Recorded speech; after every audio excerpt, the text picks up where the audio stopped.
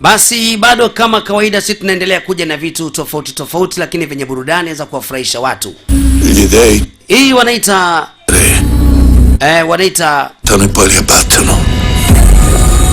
wanaita wenyewe Romaras. Wanaita wenyewe Romaras. Hapa tunamzungumzia mtu ambaye ndio mwanzilishi wa taifa la watu wa Rumi.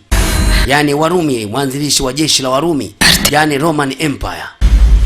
Sasa najua utakuwa unajiuliza taifa hili lilianza mwaka gani? Hawa jamaa ndio walikuja kutawala dunia baadaye. Sasa huyu jamaa huyu anaitwa Romaras. Huyu ndio mfalme wa kwanza wa utawala wa Roma miaka hiyo. Tamthilia hii itakuja sio muda mrefu sana kwa ajili ya kukuja kupa challenge ya wewe kufahamu ukweli na kujua ulianza vipi huo utawala huo na ni mwaka gani. Mashine kali kabisa. Inakuja mapema tu. Utaona balali lilivyo.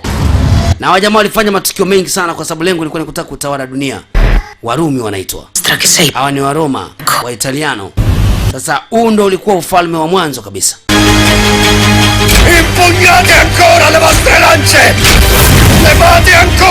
Sasa jiandae kwa ajili ya kuipokea hii hapa inaitwa Romaras.